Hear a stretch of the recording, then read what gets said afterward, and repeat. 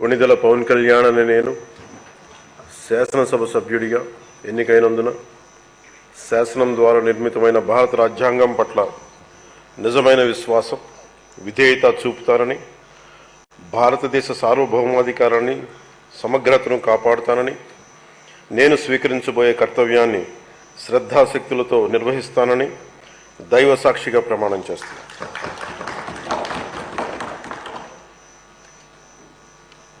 కొణిదెల పవన్ కళ్యాణ్ అనే నేను ఆంధ్రప్రదేశ్ శాసనసభ సభ్యుడైన కొణిదెల పవన్ కళ్యాణ్ అనే నేను సభా నియమాలకు కట్టుబడి ఉంటానని, వాటిని అనుసరిస్తానని, సభా మర్యాదలను పాటిస్తానని, సాంప్రదాయాలను గౌరవిస్తానని దైవ సాక్షిగా ప్రమాణం చేస్తున్నాను.